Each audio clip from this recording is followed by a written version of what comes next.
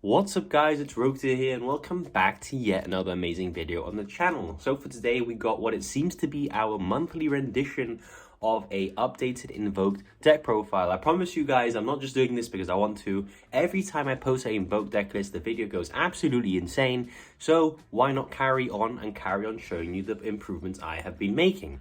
So if you do enjoy this type of content, make sure you do leave a like and a comment down below and subscribe. I promise you it is free. 95% of you who watch this video are not subscribed, so please just hit that subscribe button and make my day. But without any further ado, let's get straight into this deck profile. So starting off with the deck profile, we of course have triple of the best normal summon in the game, known as Alistair the Invoker. I don't think there's a single build in this entire world that would not play triple Alistair in an invoked deck, but you never know, but I'm playing 3. We also, of course, have the triple Magical Meltdown, probably the best invoked card in the entire deck. It's better than Alistair because it gets you Alistair and then gives you that protection. That protection is what makes invoked unfair, because it makes your opponent unable to respond to the fusion summons, unable to sort of negate them, and unable to respond to your fusion summon monster's effects. That is what makes this deck incredible, and it sort of pushes it to the next level. It protects all your branded fusion monsters' effects on summon. On special summon of the Mirror Jade, you can use its effect and your opponent can't respond, and it's just absolutely insane. So Meltdown is just a really, really unfair card in my opinion. We have the 1 Invocation and the 1 Terraforming. We're only playing 1 Invocation because the Bestials, can't banish Invocation like DD Crow can, and the Bestials sort of did replace DD Crow, and the Bestials aren't seeing too much play as of right now as well, so 1 Invocation I think is fine to play, and of course the 1 Terraforming because it gives you another copy of Magical Meltdown, which is another copy of Alistair. So that is it for our invoked package. Then we are playing 1 Fallen of Albaz with triple of the branded fusion. Would you be wrong if you're playing double Fallen of Albaz? I used to play double Fallen of Albaz, but I got tired of drawing Fallen of Albaz. And even if you have him in your hand, you can still use branded fusion, so it's not too bad.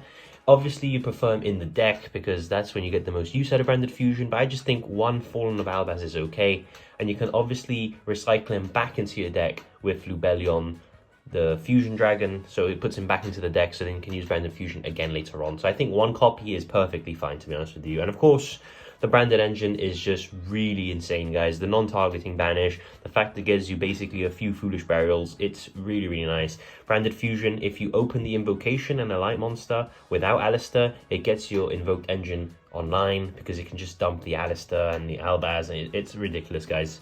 I wouldn't, suggest not playing this engine because it's just really good.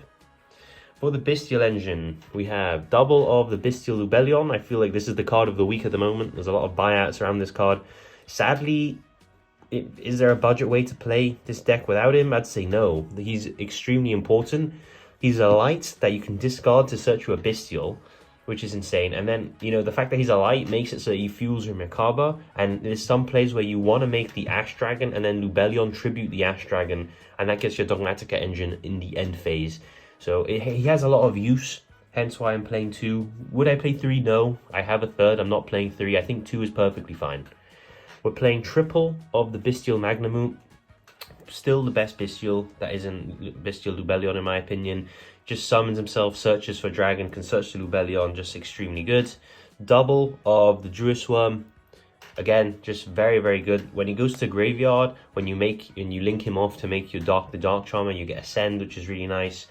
And yeah, just insane. And the 1 Bestial Baldrake. This was Soronir, but now we have a better Soronir, which is the Baldrake. We don't need to play Soronir, so we play the Baldrake instead. And it's just basically a Bestial with another effect, unlike Soronir. So that is it for the Bestial package. Now we go on to the Kashtira package. We have just double Fenrir. It, may not seem like a big addition, but I feel like this card is really, really nice, guys. The fact I took out 2 crossout designators for this card. This card is a body. It searches for himself, so it replaces himself in your hand, and then is also a disruption for your opponent. That is insane, guys. He can summon himself, search Fenrir, and now if you need to discard off your branded fusion, you already searched the second Fenrir, so you can just easily discard that and keep all the other important cards in your hand, which I felt sort of a weakness that I had before, but this card has addressed it. Yes, it is very expensive, but it's expensive for a very good reason. Moving on to the Dogmatica side, we have one Ecclesia and one Fleur. This hasn't changed. And triple of the Nadir Servant. I think Nadir Servant is so slept on, to be honest, this format. This card is actually Engage. You can send a Garura, search Ecclesia, and draw one. It's actually Engage. And then Ecclesia, of course, can get you Fleur de Lis. And this card can pick up from the graveyard as well. It doesn't need to send Garura. If you use Prosperity, you can't draw. But that's why you play the Entis as well. So you get to pop cards. Nadir Servant is crazy in this deck. And I think it's probably one of the only decks at the moment right now that's playing Nadir Servant. And I think, you know, that Nadir Servant is criminally underrated because I think it's a very, very good card. And we only need to play one of each because you can pick them up from the graveyard. It sucks when you open all three. That is really bad because then you can't even Nadir Servant because you have no targets in your deck. But that very rarely happens, guys. So this is the ratio I'd play for the Dogmaticas. Really, really nice. For the hand traps, there's been some changes here as well. We have triple Nibiru, which is the new hand trap here. We have triple Ash. And we have triple of the Imperm. So, reasoning. Imperm is insanely good in Sword Soul. Ash is really good in the branded matchup for hitting that branded fusion. And Nibiru is very, very good in the Kashtira matchup. So, I've sort of played these hand traps as sort of cover for those. And they're also just very good in general against most other decks as well. So, I feel like they serve their very specific purpose. And they're also very, very good generically. I feel like this is probably the best hand trap ratio to be running. The Bestials, as I mentioned before, aren't exactly as powerful anymore now that Tillaments is sort of being nerfed quite a bit. So we're playing these hand traps as well to compensate. So these 9 hand traps are probably the best hand traps at the moment. I'd say arguably Ash is the weakest of the other, you know, hand traps that I'm playing, but it's still Ash is still very good. You're still gonna be able to hit a lot of things. I feel like these hand traps give you a very good range of things to hit.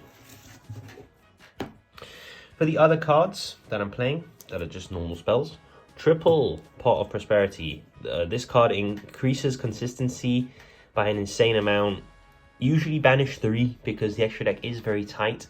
There are 3 targets which I'll show you that you could always banish off Prosperity and it won't affect you that much, which is nice. But if you really need to dig, you can go 6 and you'll... I think it's like almost 100% chance that you'll see an engine card because you dig 6, you play the 3 Magical Meltdown, the 3 Nadir Servants, the 3 Branded Fusions, the Terraforming, and then other ways to get to cards. You play the triple Alistair. You're definitely going to hit engine if you dig 6, but mostly you dig 3 because you don't really need to be digging engine, you just need to sort of optimize your hand. And then of course, the one Called by the Grave. Now that Bestials are sort of not as prominent and people are just playing more hand traps, Called by is just even better. So that's why I'm playing Called by as the 40th card.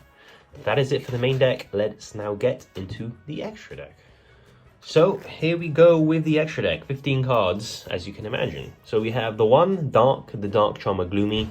This card is extremely versatile because it allows you to sort of link off your Bestials and get other Darks from the graveyard.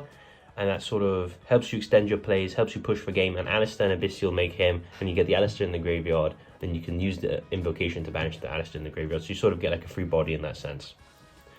We're playing the one Artemis, the Magister's Moon Maiden. You can play the Almirage into the I believe it's Secure Gardener, but Magister saves you an extra deck spot, and we're not playing Maximus, so we don't need to be using that extra deck spot. We can just be playing the Magisters and save us that one extra deck spot. We can use it in something else. We're playing, this is the Invoke stuff I'm playing, double Macabre, 1 Agoides, and 1 Caliga. I feel like these are the best invoked fusions at the moment.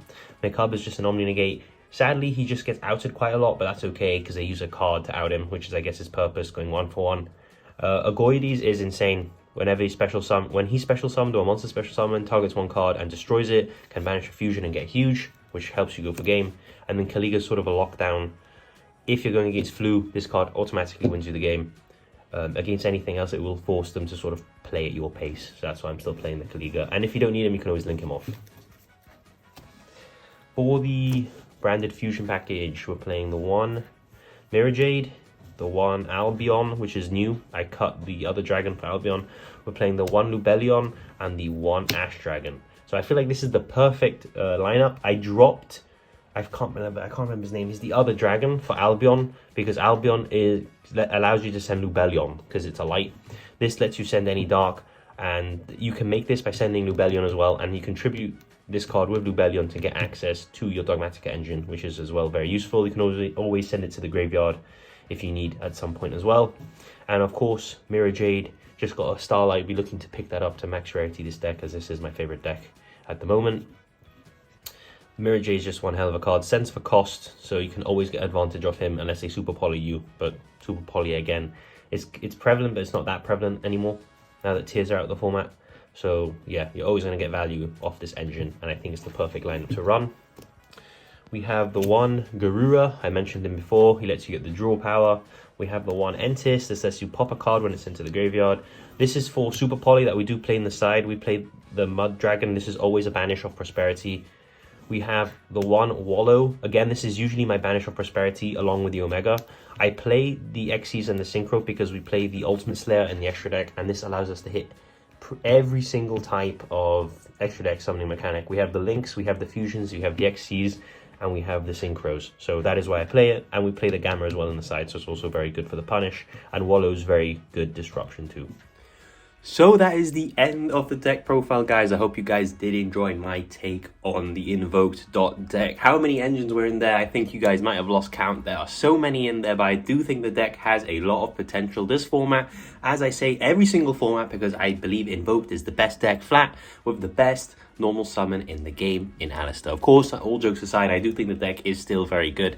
And with a dedicated pilot, like all you amazing people watching, the deck can see some success. But without any further ado, I am Rogue to here, and I'll catch you all in the next video. It's time! Let's go!